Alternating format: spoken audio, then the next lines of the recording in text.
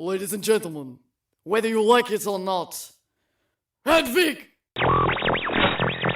And then fire shot down from the sky in bolts like shining blades of a knife. And it ripped right through the flesh of the children of the sun and the moon and the earth. And some Indian god sewed the wound up to a hole, pulled around to our bellies to remind us of the Hello, we are back with Hedwig Inch by Angry Inch, the podcast where we analysed and tore down the walls surrounding the movie masterpiece that is Hedwig and the Angry Inch, chapter by chapter, and now we're back on the road once again. Finally! Woo! It's been a while, but you know what? These are bonus episodes, so fuck you. You get them when I give you them. For this deleted scene that we are here to talk about, I am joined by musical genius and friend, OORYA. Hello. I'm just going to call you Steph the rest of the time. Good. I'm glad. But you need to check out the music of OORYA, everybody. In fact, if it's okay, can I play a track at the end or a piece of a track? Absolutely, yes. That'd be amazing. And thank you for that lush introduction. That's so sweet. Oh, no problem at all. No problem at all. Thank you for joining me, because I mean, we are friends. And also, I believe, if I remember, I saw that you went to watch Hedwig live. Yeah, I did. It was phenomenal. That's what piqued my interest. And I was like, I need to get you on. Even if you don't, because I don't know. I haven't asked you this. I didn't want to ruin the surprise. I don't know your history with the movie or anything. Like maybe that viewing of the play was the first time you interacted with it. I don't know. No, well, I'd seen the film before, but it had been like many, many years before. And to be honest, I kind of feel like a bit of a baby queer in some ways, because I didn't really grow up with, like, I was born in Liverpool, but then we moved to Warrington when I was really small. And Warrington can be quite medieval in lots of ways, and it especially was when I was little. And I didn't even know it was possible, you know. I didn't know that like gay was only a swear word, you know. It wasn't like a visual reality in my realm at the time at all, and so certainly was not exposed to anything like Hedwig and the Angry Inch like at all until definitely like either during uni or even after uni. Like, yeah, I'm absolutely a baby queer. Yeah, absolutely. Yeah. There's nothing wrong with that. A lot of people, you know, especially at the moment, if I speak to younger people, they haven't seen it. There was a showing here in Liverpool, and there was a lot of people seeing it for the first time, which was quite exciting. I think it's really cool. And also I think it's like, it's timeless art, isn't it? Yeah. Because the whole thing is just a stunning exploration of like love and belonging and finding your voice and owning it, and like, and that's never gonna not be part of the human experience. Well, that's the thing, you've hit the nail on the head there. This has come up a few times during the show. Some people might think, oh, I don't know.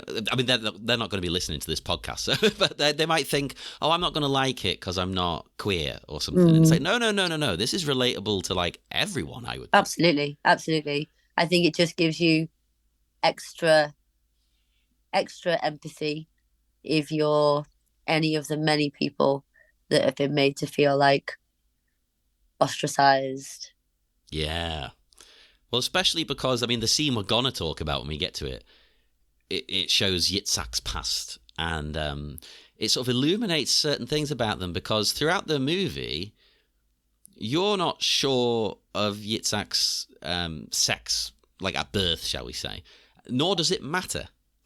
And this scene kind of shows a little bit of, maybe it gives you an answer, but also maybe not. It's still vague enough.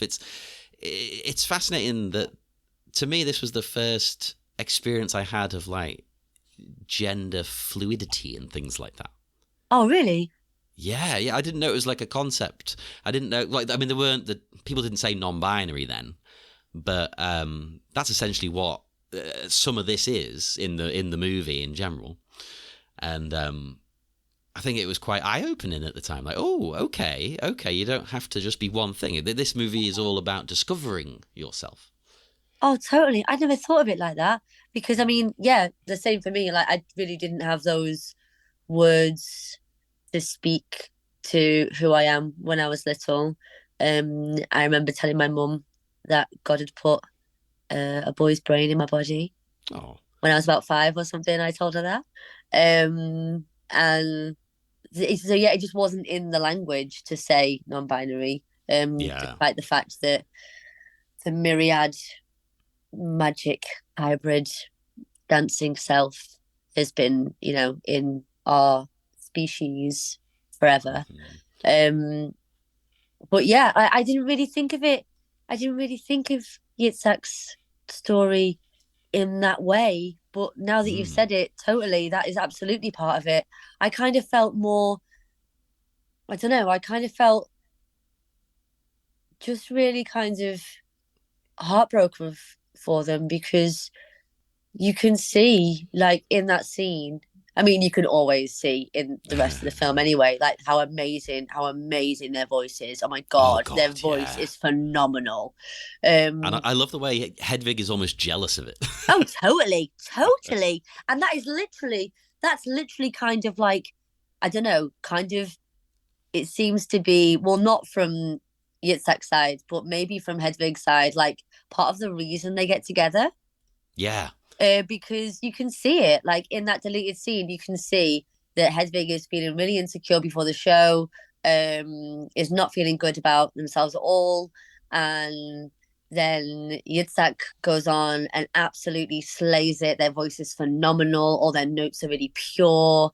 The only bits of their actual singing that you get seen in the deleted scene is just an incredibly beautiful held note from the beginning and Yeah. an incredibly beautiful held note at the end.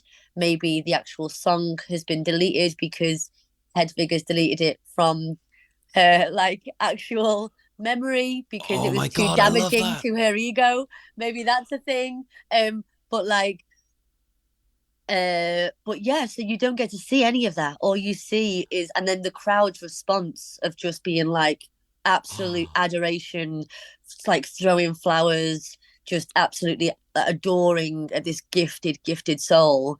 And then Yitzhak comes off stage and Hedwig is obviously like, torn apart by being like stood up by such an incredible performer, is literally yeah. in the process of storming out of the venue.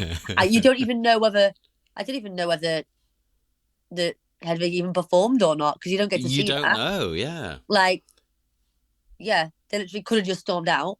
And Yitzhak meets them on the stairs and is just like, I'm your biggest fan. I love Oh. you. Could you take me away from this hell? Like, and Oh, asks it's so sad, and isn't it? It's asks so sad. if they can get married. And it's so beautiful. And also, it is so sad because the thing that got me the most about the scene was that, I mean, obviously, you can see this throughout the film, but it really, really, really like embellishes and heightens and takes it to like the pip of its heart's core about Yitzhak's sense of how they see themselves. Yes, this is the thing. Like most of the deleted scenes we've talked about, they're fun. They're interesting, but you're like, okay, I can see why you cut it. I actually think this is the only stumble in the film, and it's one of my favorite films. I think this should be in the movie. It shows. It It shows. tells you so much about their relationship, about how Yitzhak feels about themselves, and it even just tells you like where they're coming from. They were a famous. You might not fully have got it from just the scene, but they were essentially a famous in their local town in Mm. Croatia drag queen. And also, like, I think it's obviously like you get this with Hedwig's own experience and stuff in the film, but I think having it more than just with the main protagonist would have been more filling because Hmm. it is such a common trait. I mean, I think everyone, well, I don't know, maybe I'm just projecting, but I think it's definitely incredibly extra common in like queer circles and um and definitely creative circles, and I think maybe just utterly universal, that people far more often than not do not see their own brilliance and wonder. Yes, yeah. Basically, every genius I know thinks everything they do is terrible. Yeah, truly, truly. And like part of it, you kind of, I don't know, but I think because we have this whole I don't know, I guess we have a hybrid, don't we? But like the whole thing of, the holding up of like that you need to be, humble, and like and not really think a lot of yourself, but Yeah. then it goes to such an extent of like the strive for perfectionism and like living just in any sort of capitalist society where it's always the newest thing, the grass is always greener, and Oh yeah. Yeah. that becomes not just part of the marketing campaign, it becomes part of your heart's space.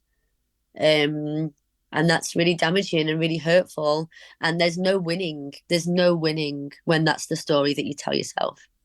Absolutely, absolutely. And what happens here, I always think it's kind of very reminiscent of what happened to Hedwig. It's like, can we get married? Can you take me away?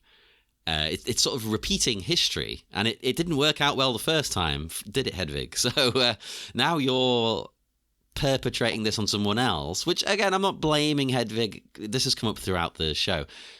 No one's blaming her as such for being horrible, because she's been through a lot. She's been mistreated. She's been abused. Oh my God, she controls Yitzhak's passport in the same way that the Yeah, officer controlled her passport. Oh my God. it's all like a loop, isn't it? Like a Didn't even mirror. think of it like that.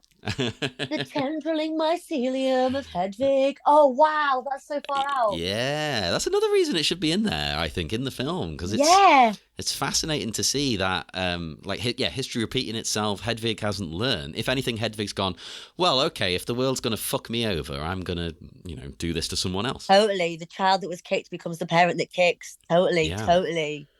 Which, that's not excusing her. She, it's still a terrible thing to do, but at least we can understand the reasoning. No, that's probably the wrong word. The origin of this behavior.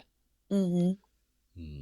And I love as well at the start of this bit with Yitzhak, their name in drag is Krystal Nacht, which is incredibly on PC, but the character is Jewish, and I think the actress is as well, Miriam Shaw.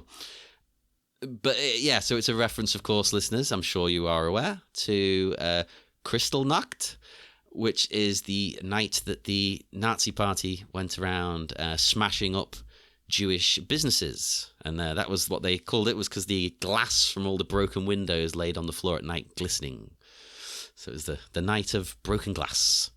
And it's quite interesting that a Jewish drag queen would use that as a name. I think that's genius. But it is genius because it was also like a continuation of the reflection of how they see themselves.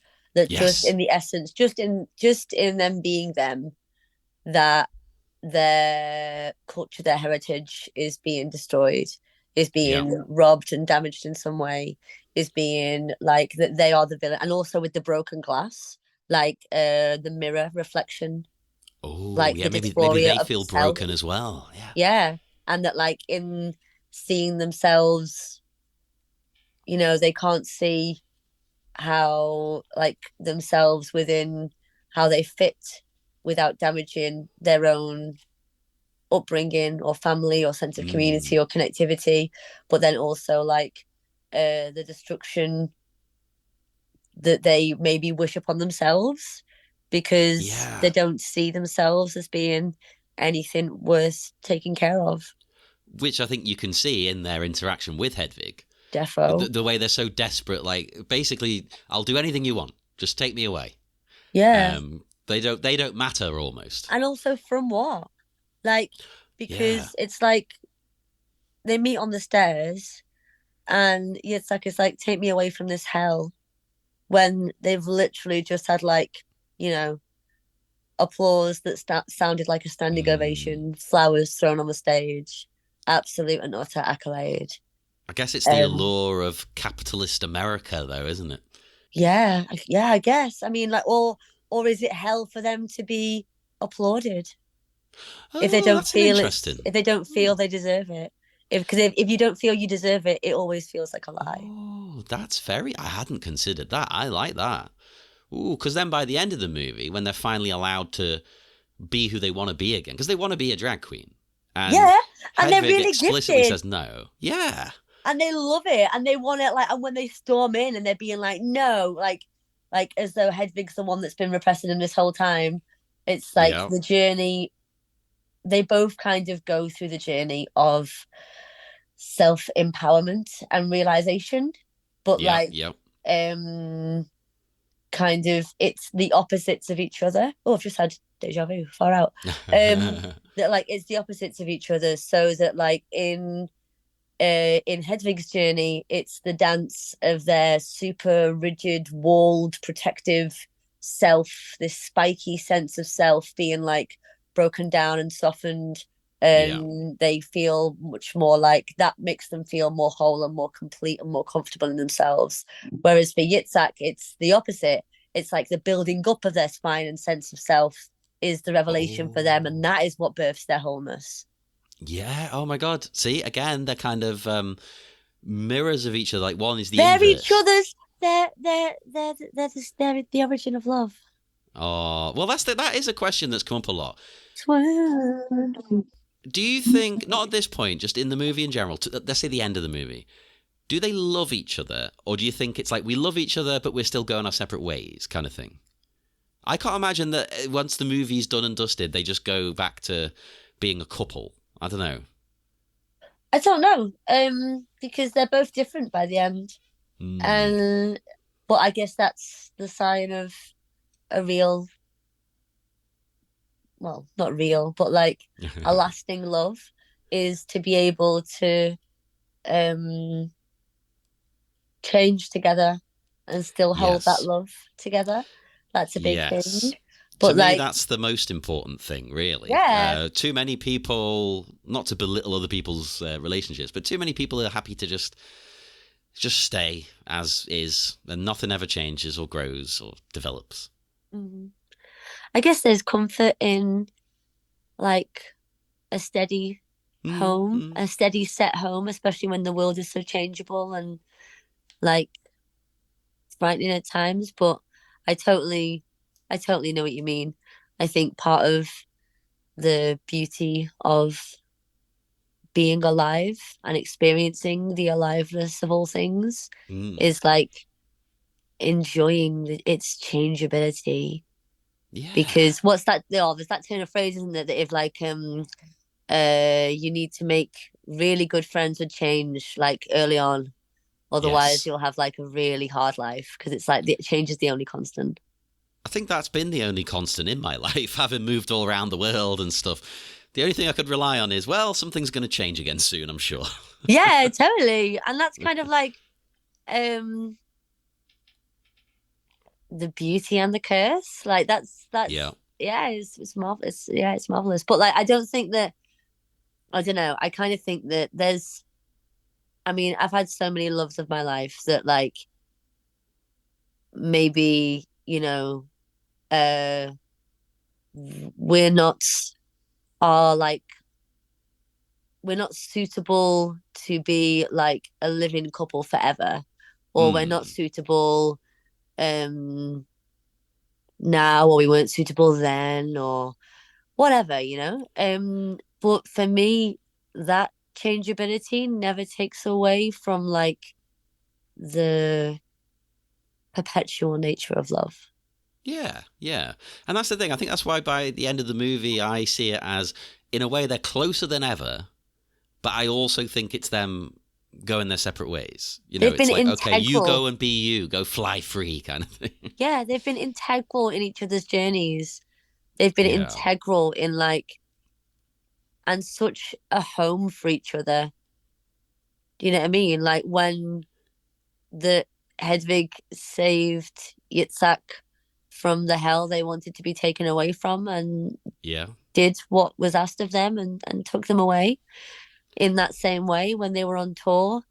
all the nights when Hedwig would come back, and I loved it when the scene where she comes back from a night out to Yitzhak, and the tone of voice, Oh yeah. where she's kind of like really predicting, that this woman was going to come after her. And it was said in such a matter of fact tone. You can so see how that would have been like a constant, regular, normal turn of events. That Oh, she would have daily. a physical Yeah. altercation with people and have to literally fight for her right to be alive. And then is talking about that. And then, but like, Yitzhak's the sanctuary that she gets to come home and talk about that too, and like collapse with, and curl up with, and sleep with. Like, I don't know, even though their relationship changes loads, like they're Hmm. each other's sanctuary, I They think, are. in a lot of it. They absolutely are. And their whole relationship, highlighted in this scene, but in the movie in general, I find it very interesting for its time when we think about sexuality. Because as I said before, we never know what quote unquote sex Yitzhak was born as, nor does it matter, nor should we care, right? Yeah, Yitzhak is Yitzhak, and Yitzhak and Hedwig have a relationship. Simply that statement, with no further elaboration, I think is in itself like a bold and progressive statement, considering when this was made. totally. And even Hedwig, like I'm saying she, but then also questioning myself because Mm. like Hedwig's also like a beautiful hybrid and finds like, because like of their real identification, like with their inch, and also with like the um I don't know, like is it like, is Hedwig always a she? Well, this is the thing. Yeah, in the movie and in the play and everything, Hedwig's always called she. But I think part of the ending, to me, as I've talked about previously on the show, is that it's sort of Hedwig learning to embrace all aspects and facets of herself. So, and Yeah, John Cameron Mitchell has actually said, like, oh, if I made it now, the character would probably be like, like non-binary or something. yeah, exact. And in that way they're both Yeah. um yeah, they're both kind of having to navigate the non-binary realm, like from different places, and Yeah. meeting in the middle and clashing all around. And yeah, totally, I think it's a beautiful and also kind of like toxic. I Yeah. think a lot of their interactions kind of within the dance of unpicking the binary, we've also been socialized by its toxic narratives. And Absolutely. so a lot of their kind of interactions are quite like heteronormatively toxic in the dynamics of their relationship sometimes. Well, I mean, exactly. As soon as they get together here, it doesn't explicitly say it, but it does in the play and whatnot. Um, Hedwig is basically like they say to Yitzhak, "Yeah, okay, you can come with me, but a wig will never touch your head again." So it's basically like, okay, you need to be the man now. I'm the Yeah. beautiful one. That's how this is going to work. It's not like, oh well, you're free to do what you want to do. No, no, no. Very heteronormative. It's like you're the man, I'm the woman, and that's what we're doing. Mm-hmm. I think maybe just because Hedwig wants to almost wants a normal, so to speak, life, and it's like, But, well, you're not going to get it. but also like, and I think the denying Yitzhak a wig was kind of like, oh, I don't know. Like, I totally see what you're saying. I think that's definitely like maybe an element of it, because like she definitely, Hmm. has got the vibe of kind of like a glam wife Yeah. vibes. Well, it's the same with Um, the singing, isn't it? It's like, well, you can't upstage me. but that, yeah, I think it's more that. I think it's Yeah. more that a wig will never touch your head again, because like in the power dynamic that Hedwig wants, I think Hedwig would struggle to just for herself to maintain that power dynamic with Yitzhak. If Yitzhak was Mm. still able to wear a wig, because that was the tone in which they first met. And the tone in which they Yeah. first met, Hedwig was incredibly intimidated by Yitzhak. You could see it all over her face. So You can how see it could on her she face. maintain the power dynamic of like wanting to be like, you know, the leader of the pack and the runner of the show and the absolute superstar if Yeah. Yitzhak was still able and allowed like to wear a wig and to remind her of those feelings of inferiority. I don't know. Yeah. Yeah, I feel like maybe it's more to do with that more than, I don't know. I think it's all of the above. It's I all think of it's the things. fantastic. It's all of the things, and Yeah. that's the whole point. Is that like in for so much of it, um, even though like as a polyamorous person, the origin of love, is interesting.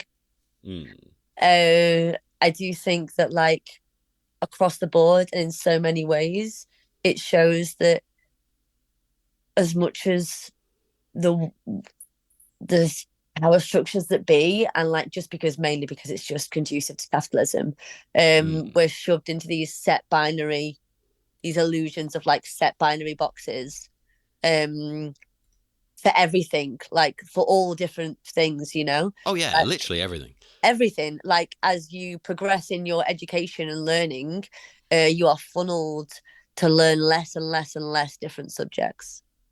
Oh yeah, yeah. They don't You want know, you learning all these broad it's not that your spectrums of mind things. expands as you get older. It's like under the illusion of specializing, and like the yeah, I think it really does.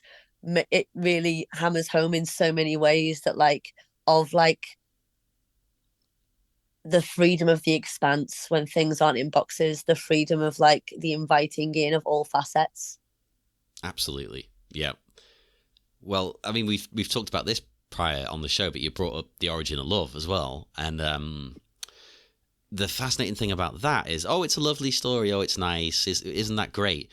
But the movie shows the negative side of it as well. That, like, believing in that actively harms both Hedwig and I would say this relationship with Yitzhak, because like you shouldn't need another person to complete you, and that's kind of what Hedwig comes to realize. Like another person, wonderful, great, but you need to accept yourself and be full and complete in yourself first, and then someone else can come in.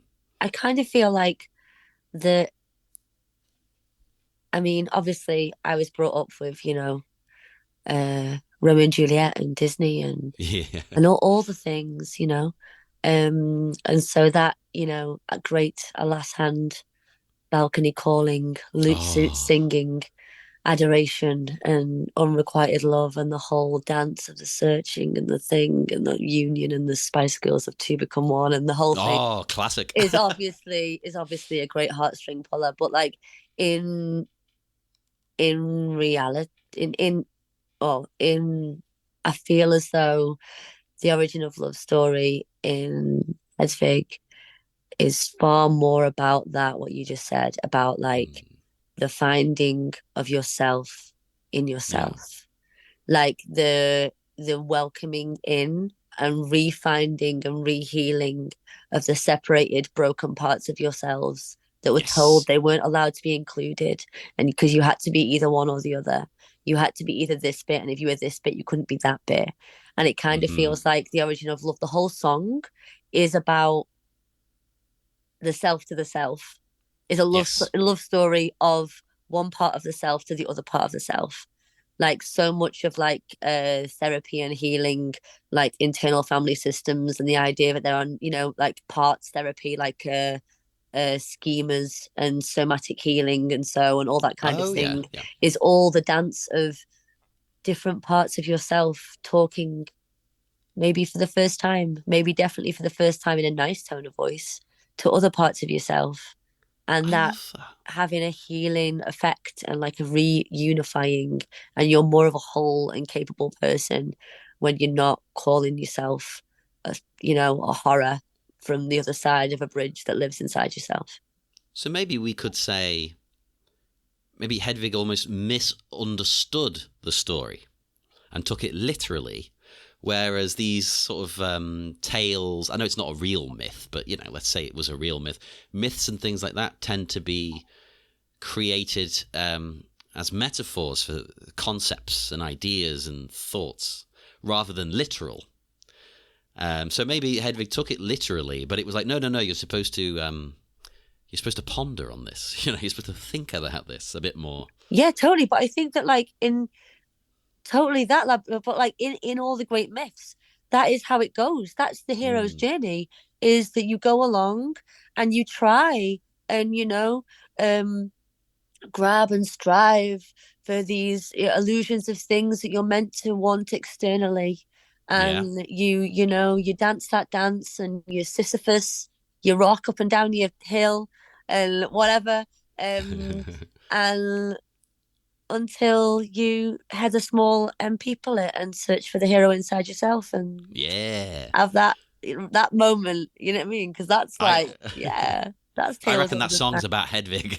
Yeah, tale as old as crime. Totally. Hell yeah. Totally.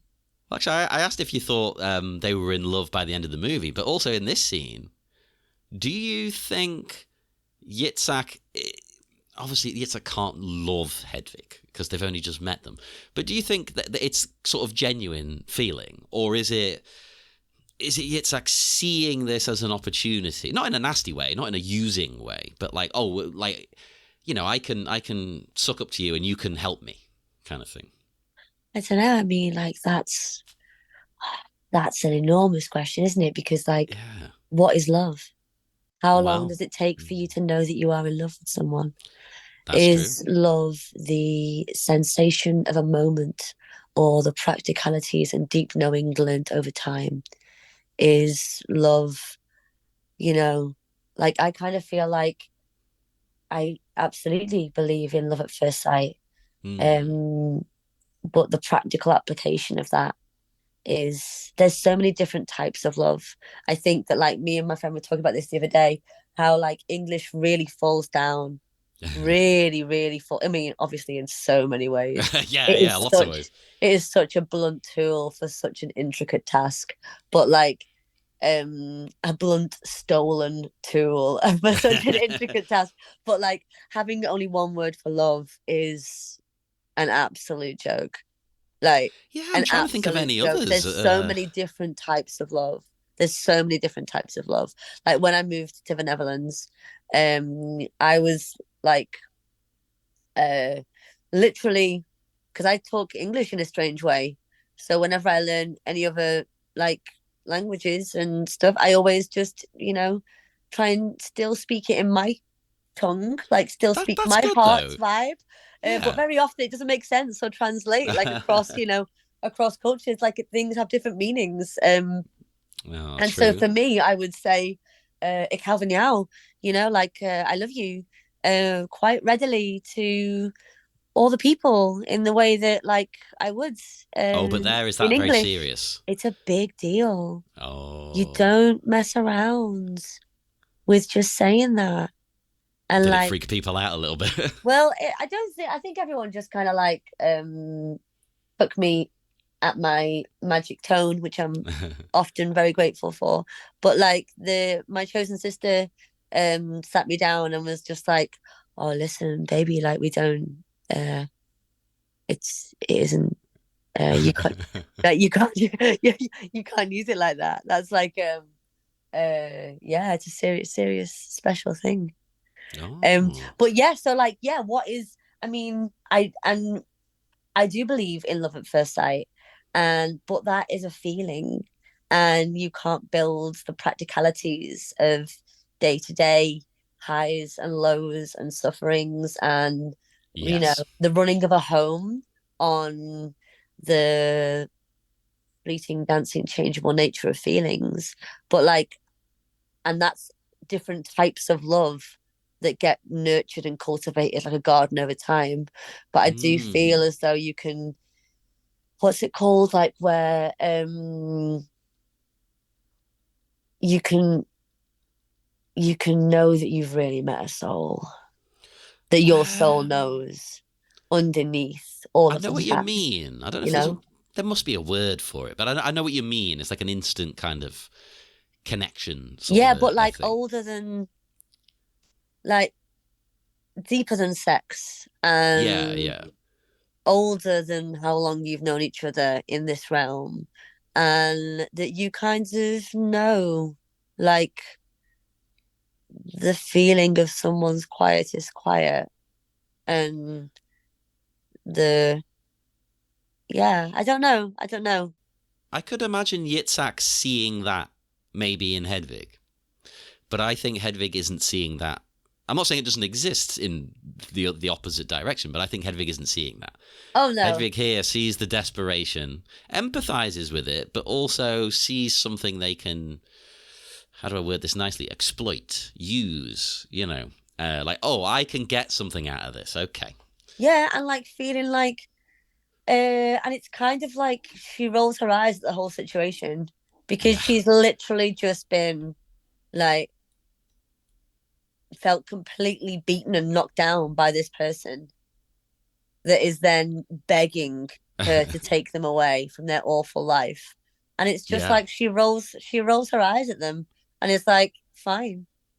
If you want to come and crawl after me and carry my bags and make my ego feel slightly less beaten by the reality of your super talent, then crack on. If you want to do that, fine.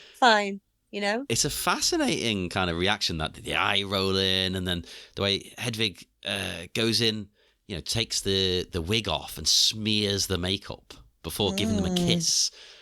It's just like, oh, that's quite. It's almost kind of intimidating. I don't know. Yep. It's strange. It's kind of erotic and also scary. Well, I don't know. It's like so much of the film, and so much like everything. Everything is everything, isn't it? There's so many layers to everything.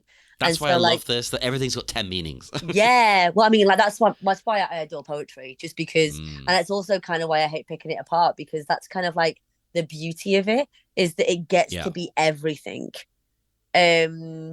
Whereas like it gets to mean all of these things and also none of them. And to say it just means one of them is kind of like you take away from like the myriad nature, do you know what I mean, of all of the things, which is why this is such a lush thing to do, because when you watch the film or you watch the play, you get to be told it's this one story. Whereas like when in your podcast, like you take like it's like the story is a rope, and you let it be itself, but really like really itself, like every single strand that makes the rope, rather than just it get just dismissed as just like, well, it's just one story, it's just one piece of rope. No, like any one story is this many tendrils, is this many avenues, is this many possibilities, is this many connections, and that's what makes it what it is. Obviously this is a little bit different, but it's similar to, I'm a huge fan of Twin Peaks. David Lynch. David Lynch. It's like my favorite thing in the world. It's not Hedwig. And, look, let's watch that one time. Hell yeah. Yes, hell please. Fucking yeah. But there is quite a famous YouTube video that's like 4 hours long or something, called Twin Peaks Explained. Oh, wow. And it says like, oh, we're going to tell you exactly what everything means. And it's like, no, David Lynch would hate that. I'm sorry. Yeah. If you say this is my idea of what's going on, that's fine. But to claim what all of this is about, he actively says that's not the case. You can't know. Nobody knows. Even he doesn't know everything. Some of the stuff he puts in is feeling, And he did the same with his movie Inland Empire, because people try and break that apart, because that one is really out there. And he says that the story isn't linear. It's a spider's web. Lush. So things are happening. It's all over. It's like space and time. And sometimes Laura Dern is this character. Sometimes she's a different character. Then other times she's in a different scene, but she is one of the other characters. And you're just like, what's going on? Yeah. And I like that you don't know what's going on. Totally. Exactly. If someone sat down and did it, it would be boring. Yeah, genuinely. Like, I feel that way about, I feel like that is the creative spirit. Like, for me, I believe that the universe is a piece of vinyl. Every now and again, you get to be a needle, and when you are, you know you are. Oh. And you can't have the ego of thinking that you're the gramophone in those moments, because you're just getting to be a needle. And if whatever you happen to make or like dance or create or say in that moment of that needle feeling, if it helps anyone to feel less alone, if anyone else can relate to it, if anyone else feels connected to it, it's because it belongs to them already. We all create the universal vinyl together. If any of us Yeah. get to be needles, we're getting to be a needle for everyone else. It's not just like, this is like my thing, whatever. It's not like that. Like, it doesn't eat like that.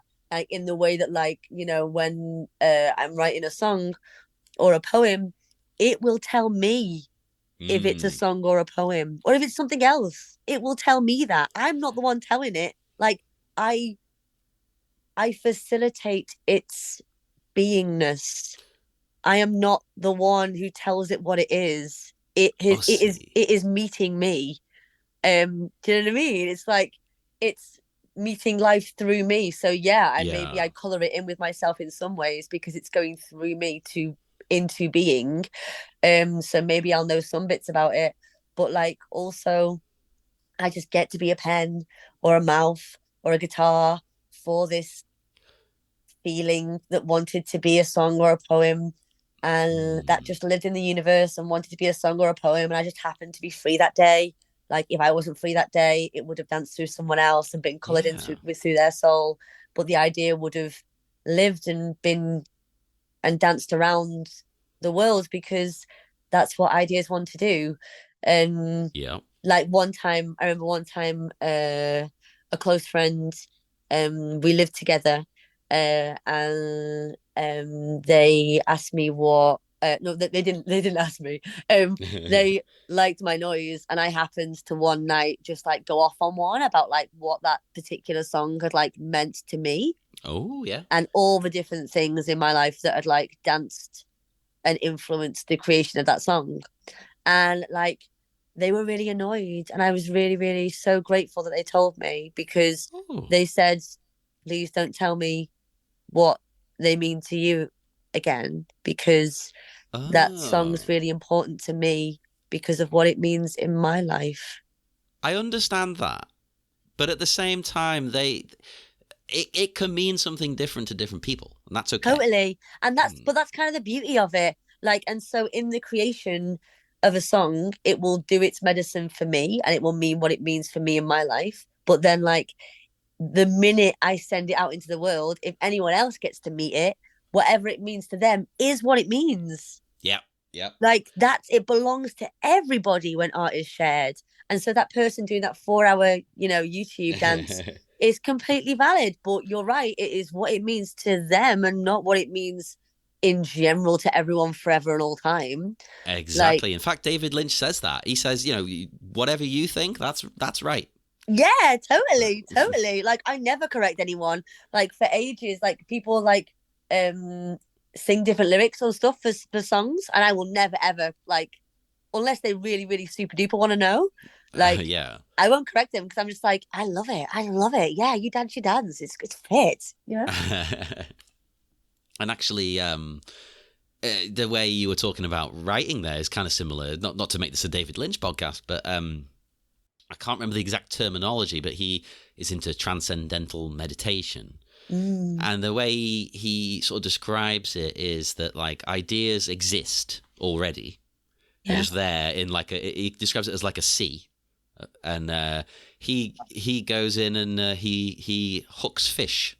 He pulls them out, and that he just uses it. Like, okay, I've got that one. He brings it back with him, kind of thing. Totally. He didn't make it; it was there. Yeah, like Patti Smith calls it the sea of possibilities. There you go. I call it the universal vinyl. It's all things that move, like a realm that moves, a movable realm with things already in existence that we get to meet in fleeting moments. Like, that's, yeah, totally.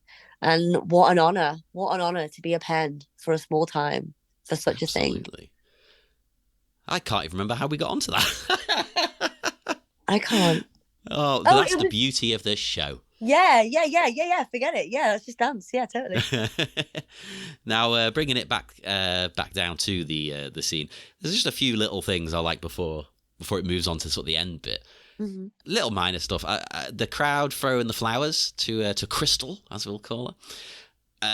They're sunflowers. You may have noticed. Weird flower to be throwing, right? So I looked into it, and I was going to say the national flower of Croatia. I'm not sure. It's at least it grows in abundance in Croatia. It's one of the most popular flowers there is. So that's the meaning. It's to give extra emphasis to the fact they're in Croatia, and it's kind of funny, like, because why the hell would you throw a sunflower?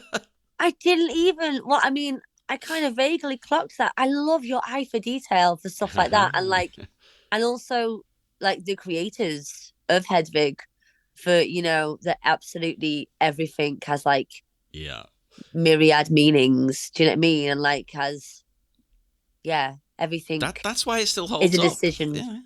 Yeah. And I thought that was so funny. He's throwing fucking sunflowers. Who does that? If that hits you, that's a fair whack. That's not like a little bit kiss from a rose on a grave. It's like you're getting twatted across the face with a sunflower at speed. It kind of reminded me of the inverse of what we see towards the end of the film, when Hedwig pulls the tomatoes out of their bra and smashes them and throws them into the crowd. I was like, oh, that's like the flip side of that. It's the angry, fucking, aggressive punk version. I've been meaning to do that on stage, actually. I want to do that one time, pull tomatoes out of my bra and smash them. It's a great idea. But but that whole thing of like the changeable nature of the fourth wall between like in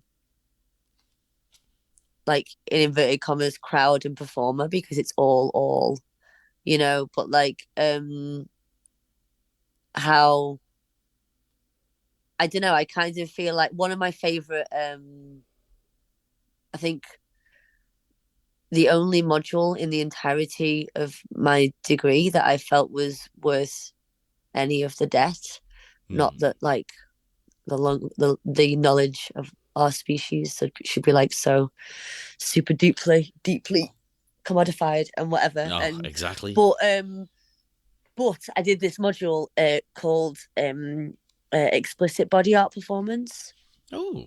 And it was fascinating, and it was a really, really tiny module, and it talked about explicit body art performers. So like Marina Abramovich, who is just unreal, who like did like The Artist Is Present, and I don't know if you've seen any of her stuff. Okay. She offered, I think I'm probably going to get all this wrong, but like I think her first performance was like she stood naked in an art gallery, and I think there was like 47, maybe more, like objects in front of her, ranging from like a pen to a rose to a knife to a gun that had a bullet in it, and invited the audience to do anything they wanted to her. Weren't people a bit? I seem to recall it was a bit. What's the word I'm looking for? I don't say aggressive, but people were a little bit strange. You're right. It was like she said that at first people were tentative and very sweet, would just like write a little thing or give a little kiss or so, little things. And she said the moment someone hurt her once, she felt the tone of the crowd change. Like, that's allowed now. Okay, the we can all do audience that. Became a mob. And she felt it. And I kind of feel like, especially so many of the gigs, the places that Hedwig is playing performances are literally in the tiniest, primmest restaurants where and what I love about explicit body art performance is that it's not about the performer. It's more about the audience's response.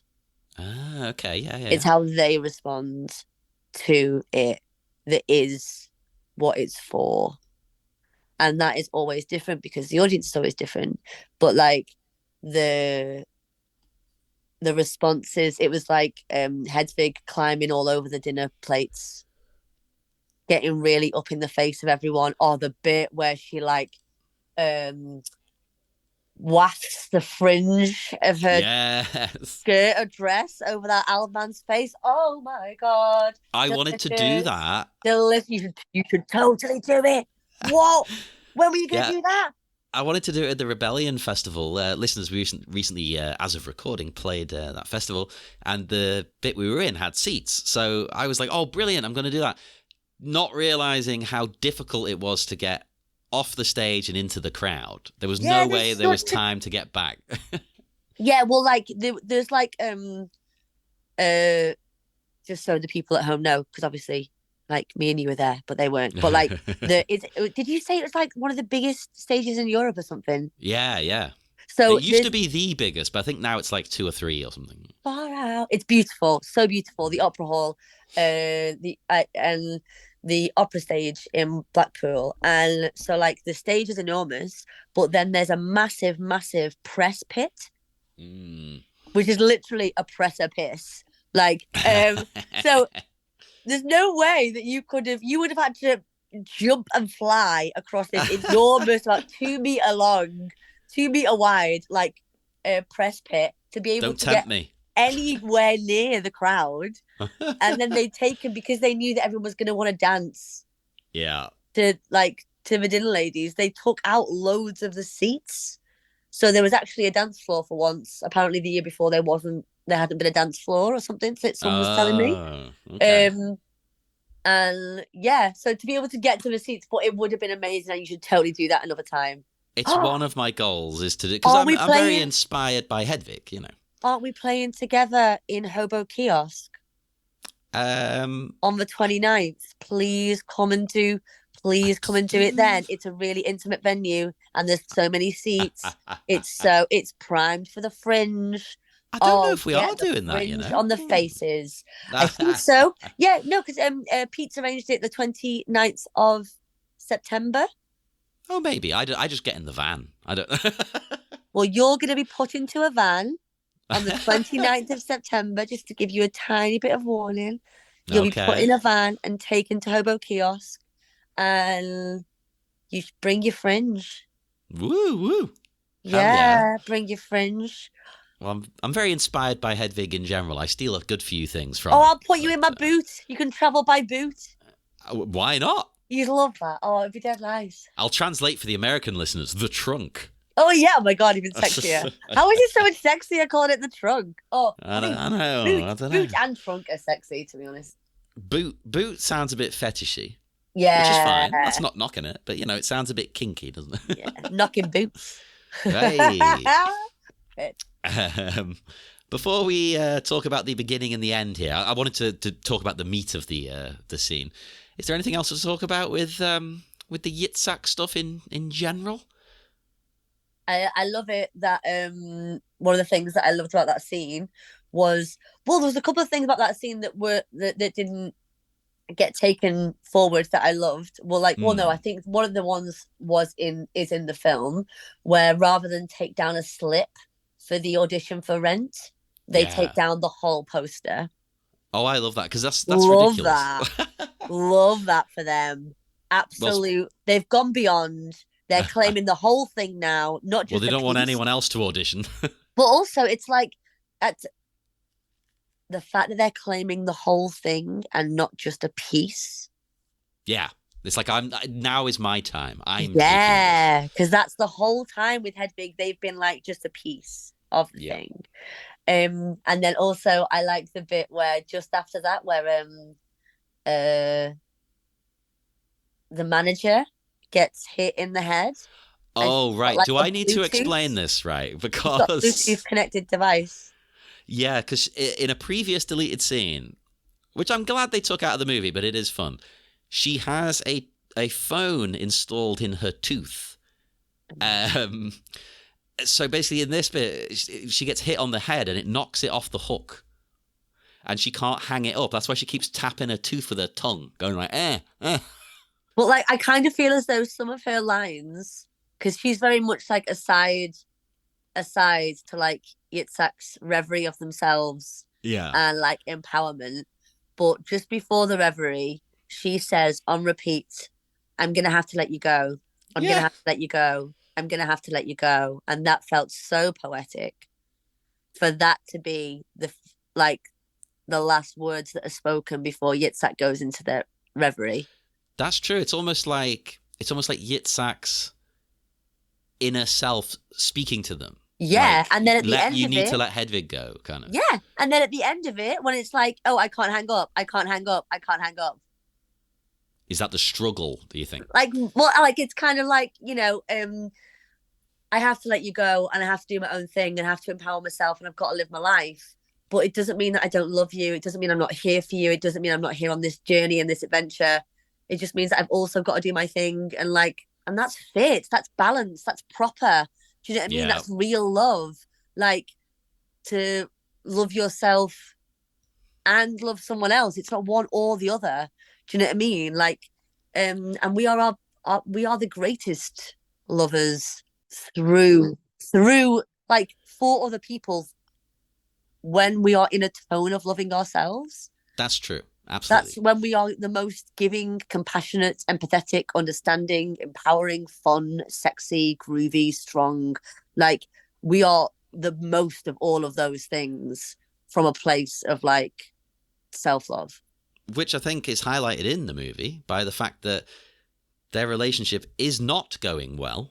And you can see here why, because Yitzhak is not in a place of loving themselves. Yitzhak hates where they are, hates lots of things about themselves. They are stifled by the person they love. So they still love Hedwig, but it's like, you are crushing me. And they're manipulative and jealous and like backstabby and taking from each other and stealing from each other and being cruel and like emotional manipulation and all these horrible things.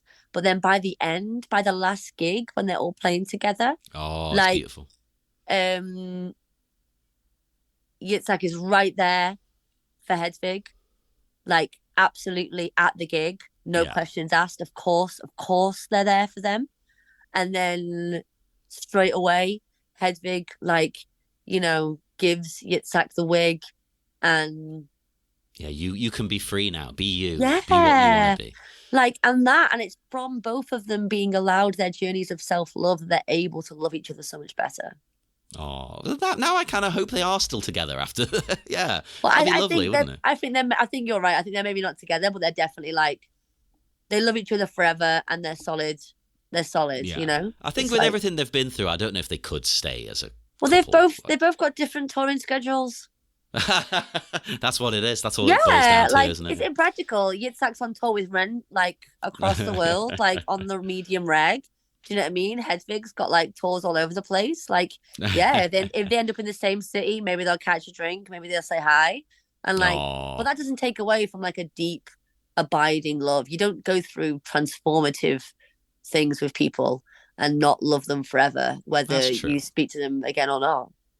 And I do like the way that it ends up like that, because it starts off so contentious and well, in fact, actually, Hedwig's stifling, as I said, Yitzhak, not just their talent, but all kinds of things like their gender identity, gender expression. I found a quote, actually, a wonderful quote by Jamie Fletcher, who's the director of the recent production here in the UK, starring former guest of the show, Davina De Campo. And they said that, I think there's a wider, more universal message at the heart of the show, which is about resilience. But it's also about whether you are LGBTQ+ or not, we all have experienced the pressures of having to perform our genders in a particular way in order to feel accepted or safe in a particular space. When we put such rigid rules around our genders, it affects us all. And when we loosen those rules and allow ourselves to be who we really are, we flourish in this wonderful way. Truly. I think that comes across because, like, Hedwig knows Yitzhak's background, but it's like, no, we're not doing any of that. And it reflects in the relationship. The relationship is shit. Because they're not allowing them to be free. There's a bit in the middle of the film or so, maybe earlier on at the beginning. Well, and like that they're doing a gig basically, and Yitzhak goes to really riff off, like really vocally riff off and like go for it. And you can see it that Hedwig straight away turns around, cuts them off, is like, no. But like objectively, that would have like deeply enhanced the performance of the song to keep that in, which Absolutely. would by association, you know what I mean? Like it's like they've not only been stunting each other's growth, but like also like the expression of their art. Yeah, like if they were on the same page and they were both happy in themselves and with each other, like they could conquer the world, you know? But it's easier said than done, especially when you are, again, no excuses, but when you are traumatized, like Hedwig clearly is. And it seems like from this scene, Yitzhak is. Totally. We don't know what they've been through. And we've already had like a species long history of traumatized people trying to conquer the world. Like we don't need any more of that. I'm assuming Yitzhak's trauma stems from just, the trials of living in Eastern Europe at the time. Yeah, just try, especially like if in your like formative years. I mean, obviously, a million things dependent. We have the capacity to change and grow and heal and whatever, but like the capacity for that, like the space and freedoms that you will have had like in your formative years, sets you up for how like how accessible that healing feels. Do you know what I mean? Or is like in like practical terms as well. Like, totally, to be told while you form your sense of identity that you're like broken and wrong and not good and weird and strange and whatever. If that becomes woven into your sense of your name, how easy is that to unravel and take away? Oh God, yeah, not easy. No, but I mean, I think a lot of people can kind of identify with what that quote from Jamie Fletcher was saying, because in a way, even Yitzhak is doing this, right? They're doing what they need to do to survive, if not thrive. Hedwig, as I say, is stifling Yitzhak and their gender expression, whatever form that takes. But also Hedwig, I thought, had an interesting relationship with this quote, because I always see it as like Hedwig herself has had to make a performance out of gender in a way, like embracing and creating a kind of like a hyper femininity and maintaining a certain look in order to, again, survive. Because Hedwig, the character, is the armor that Hedwig, the person, needed to forge. Like, I'm going to make this image of like this fucking badass rock star, and like that can protect me almost. Yeah, truly. And also like of that, like that literally was essential to her even getting a passport. Yeah. Do you know what I mean? And so like that's kind of been really solidified into like, you've got to be this type of person. And also like I love it that like, I think just like in Hedwig's nature from like a child, they're like incredibly punk, like rocking out on the bed, having like musical party times with their head in an oven, like so Sylvia Plath, so punk. Oh, like, totally. Early on, getting like hit with tomatoes with their head in the oven, and like I love it in that scene where it's not even like it's clearly such a common thing that Hedwig is more just like made up for the food. Yeah, there's like no reaction really, other than just I'll eat that then. Fine. Yeah, like it's not like I'm being beaten and assaulted. It's like food. I'm getting food. Like I'm just gonna eat because amazing, absolutely amazing. I think their mum does that like on the daily. Yeah, Blades. Like, that is their only access. Up. Yeah, that's their access to meals. Oh, bless. But I mean, the only other note I've got specifically about the scene is that at the beginning, actually, I didn't mention this when we are in the laundromat. There's actually two things. There's most of it is the same, but there's a few extra lines because Phyllis can't recall the name in this scene of what we then find out is the Menzies Fair, which is one of the greatest names ever for a musical event. But she's trying to remember what it's called here, and she thinks it's the labial tour, which I thought was amazing as well. And there was like lots of like strange symbolism around like femininity in that scene in the laundromat. So like Yeah. as she's trying to remember the name, behind her the bandmates are sniffing the laundry detergent Oh yeah. as though, but they're doing it like it's milk. They're They've doing it probably like it's never milk seen it. to see if it's like off or not, and then they destroy a bra, like from putting it in the dryer, and all of like that while she's talking about like the Menses festival and stuff, and it's just all very like feminine symbology. I love it. It's great, isn't it? It's fantastic. It's being funny without sort of mocking those things, which is a fine line. Yeah, truly. But like that's the thing, isn't it? Of like with like the deconstructive, when you're born and you're fed all these set identities, and you realize very early on that you don't fit inside any of them. Like it's the the queerest, most northern dance to like unpick it apart, laugh at all the bits, make it much lighter because it's felt so heavy, and like everything becomes drag, everything becomes performance, everything becomes, because that's what it is. It's a playtime. Yep. And that's what I think maybe Hedwig realizes at the end. It's like, oh, okay, this character, so to speak, I've created, who I've been living as, I can actually take aspects of her into my true self. And that's great. Like she will be part of me as well.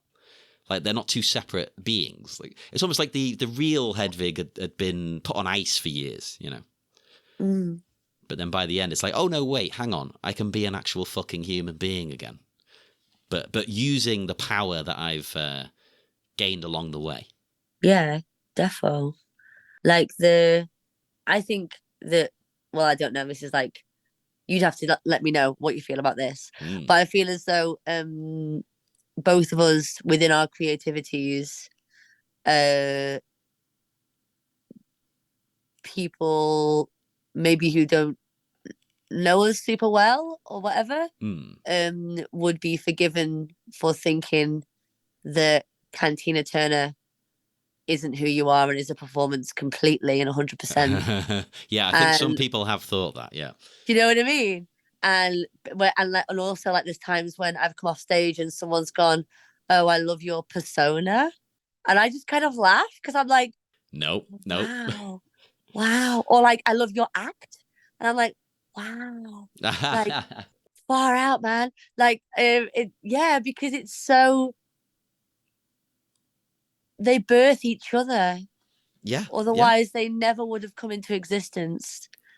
Well, I basically just take, I assume is what Hedwig did. I take aspects of myself and amplify them, but they're still aspects of me. It's the origin of love.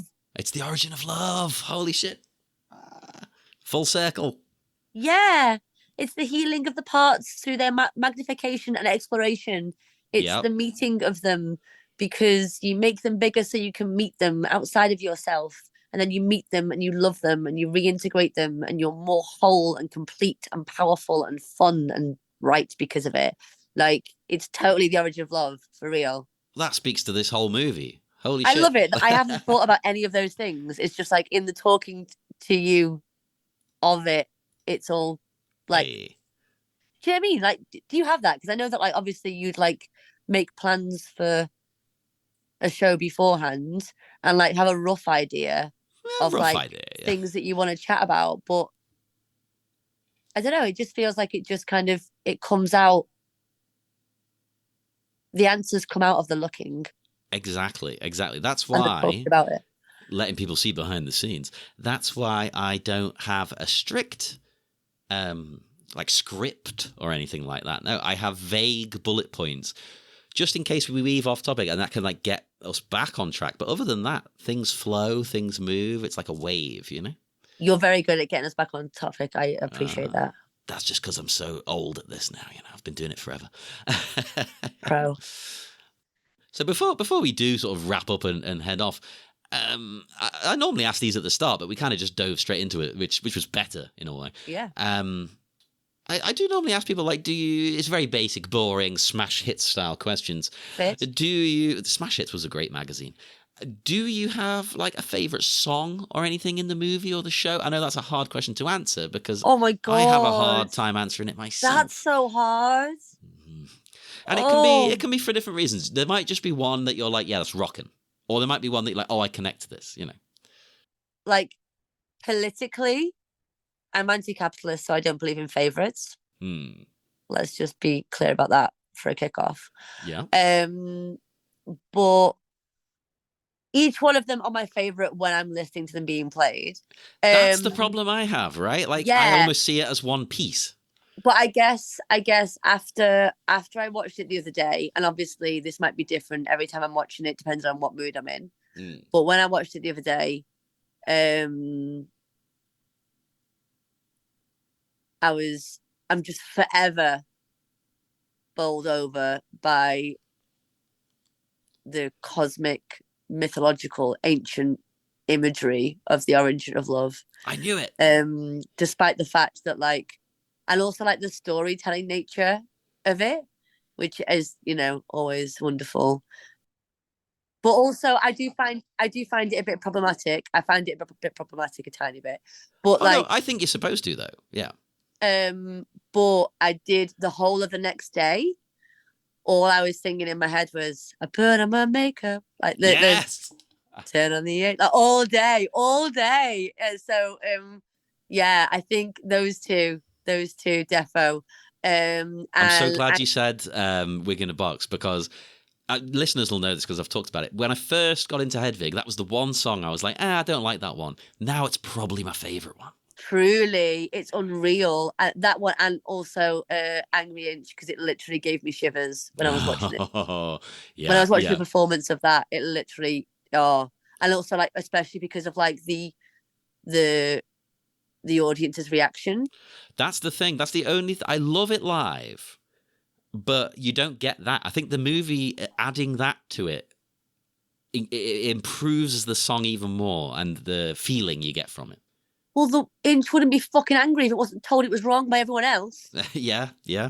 And I love that moment where Yitzhak is like, I'm going to fucking jump in to fight for you. Yeah, I love that. And there was earlier on when we were talking that I felt like a whispered need to gender that reaction. Yeah. And to feel like, oh, that was an extension of Yitzhak, you know, kind of like being the man, being the boyfriend or whatever. And then I stopped myself because I was like, bullshit, is it? That absolutely not. Like, anyone attacking your friends or the people that you love, and, like, you'd be there, dog at the door. I think society would say it's a masculine thing, but it shouldn't be considered that way.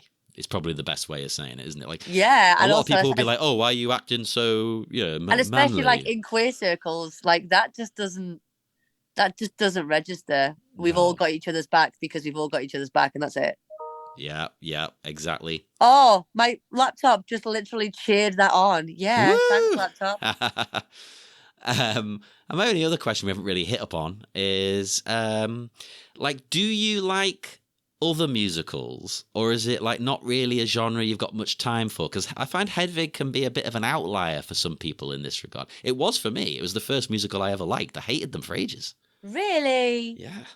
What musicals do you like now? Oh, now, right, the listeners will be sick of me saying this. Rent, because I remember one weekend I was on my own.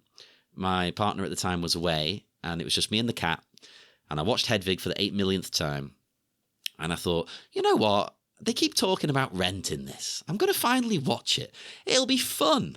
I'm on my own. It'll be a laugh. I've got a bottle of wine, not realizing what it was about. Oh, God. So I finished the bottle of wine and was just sat crying on the couch till like 5 in the morning. Like, oh, Peach. It's so moving. It's so moving. And, I like Rocky Horror, but I think it's a bit overrated at the same time. I appreciate what it did for visibility and things. But I also don't think it's amazing. To be fair, I think I've seen Rent and Rocky Horror once, years and years and years ago, once each. Oh, well, I have a Rent podcast on the side if you want My to go. memory is well.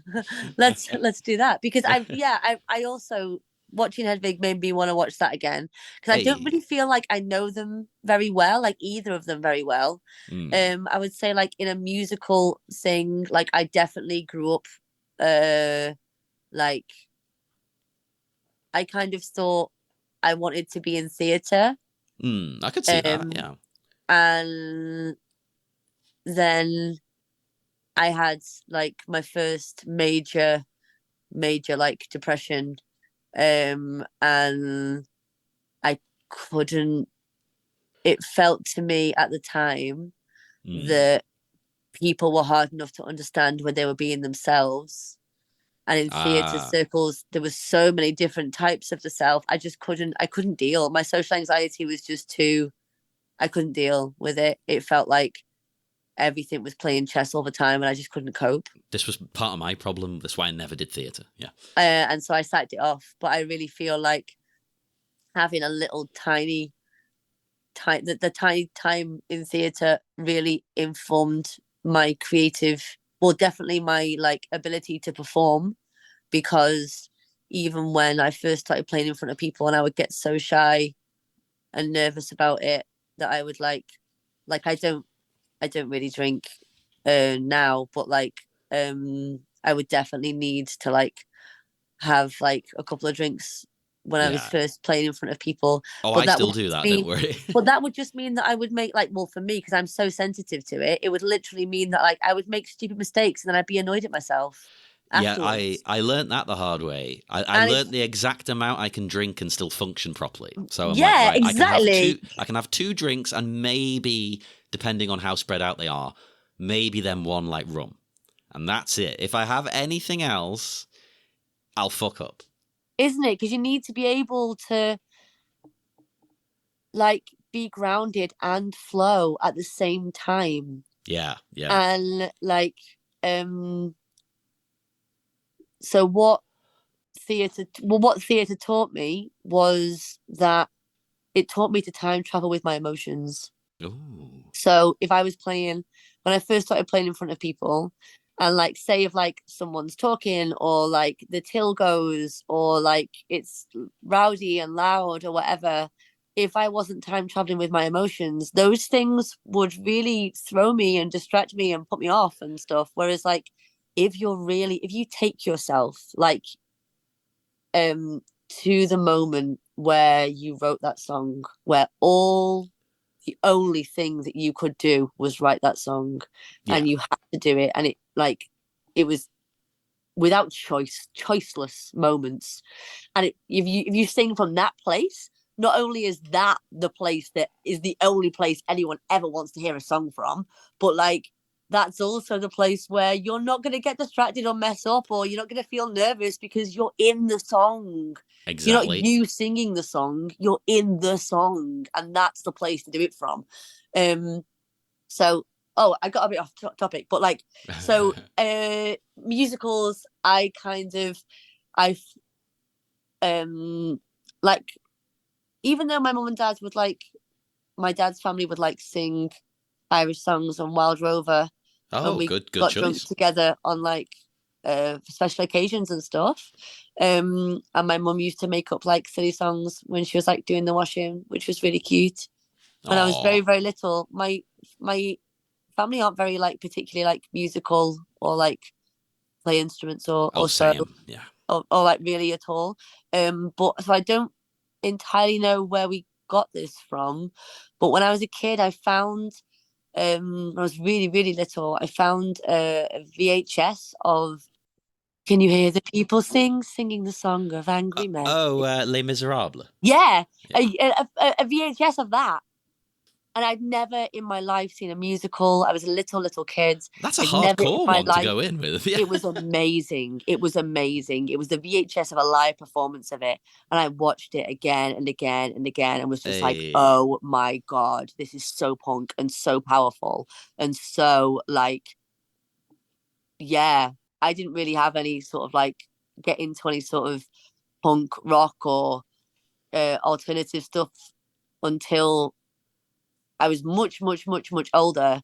So Mm. to me, as like a little tiny queer kid growing up in Warrington, seeing that, like, that was really punk to me, you know, like being like, Yeah.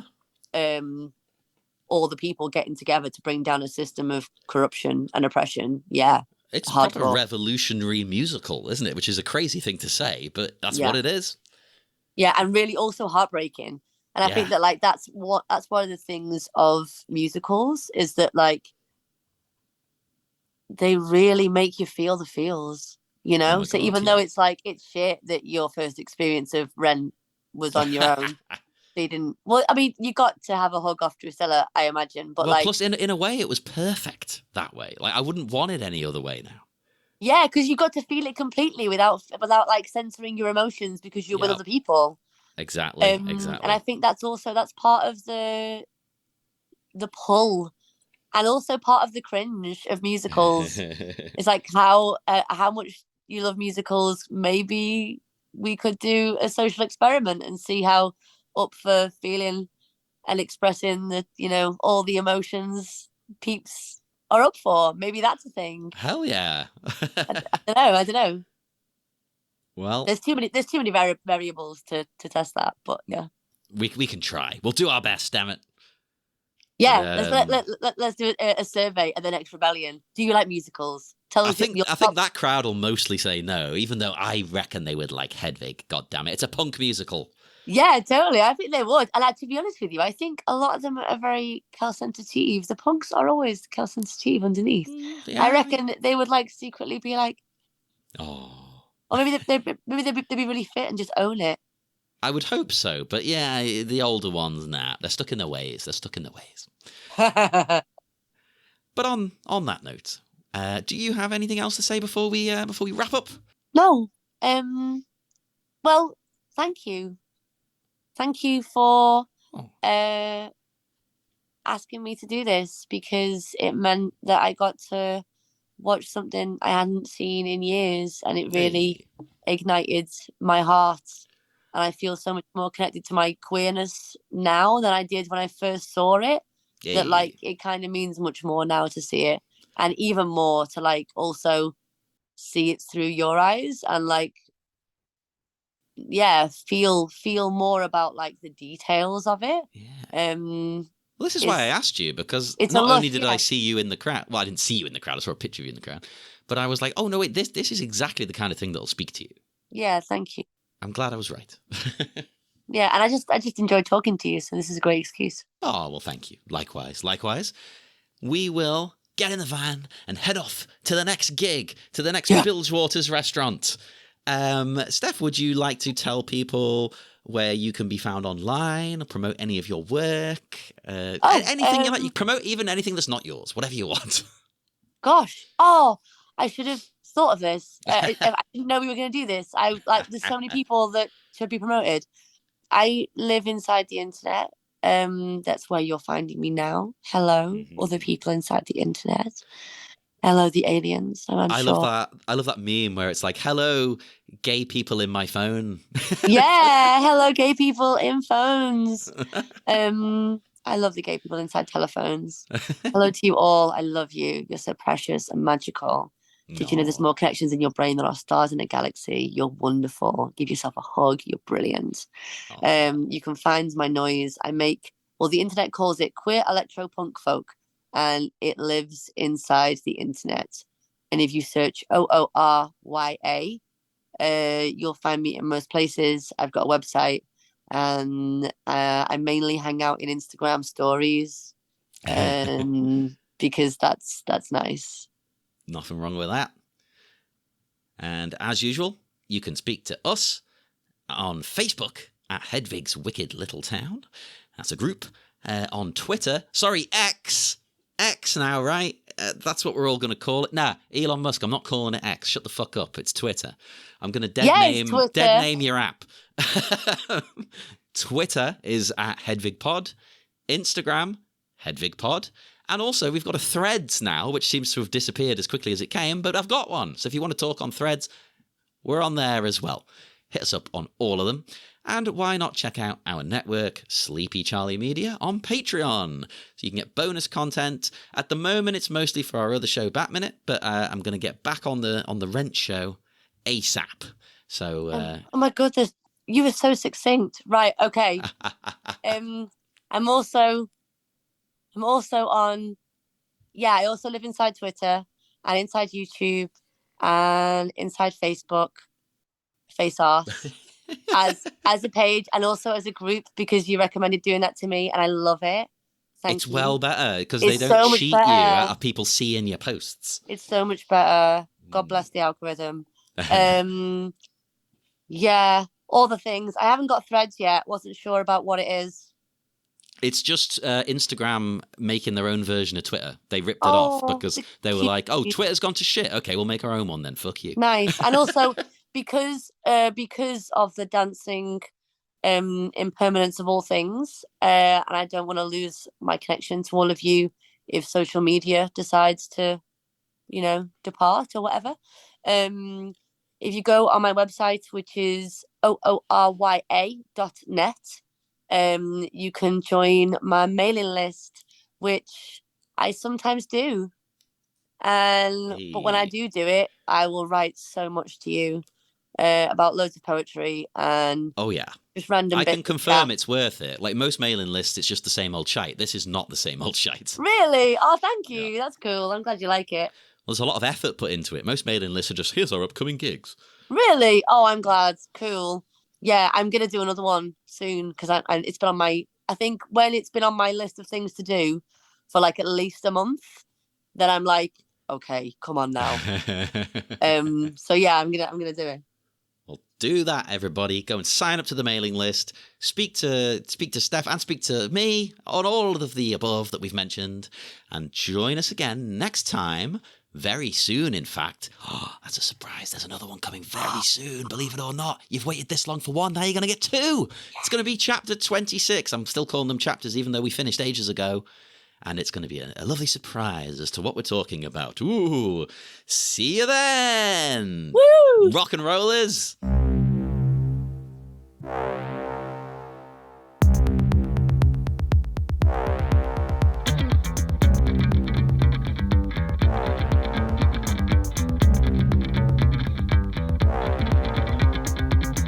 Nature's learned our lessons well. If they can't play nice, then give them hell. Nature's learned our lessons well. If they can't play nice, give them hell. Give them hell. Give them hell. Give them hell.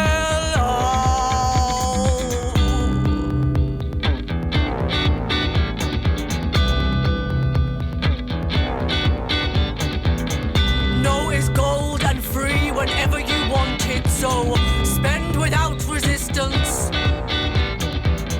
We are pulsing against the tide of inequality, and the mycelium knows. Irons cause fires. You try to take out my creases, making everything flat, flat, flat. Irons cause fires. You try to burn what we're building, and we can't have none of that. Oh, irons cause fires. You try to take out my creases, making everything flat, flat, flat. Irons cause fires. You try to burn what we're building, and we can't have none of that. Oh.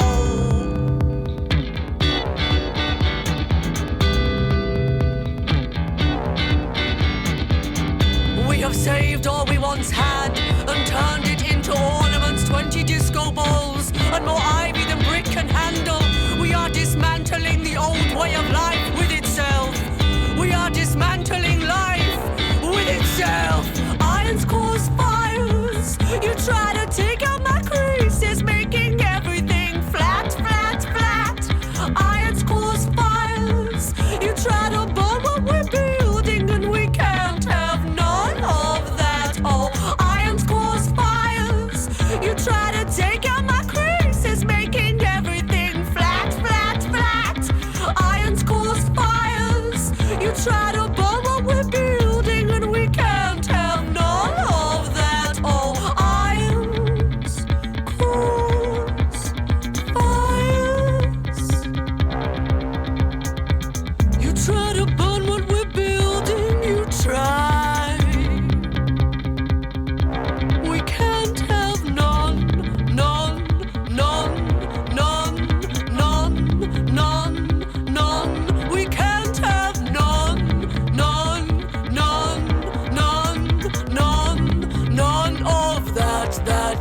what?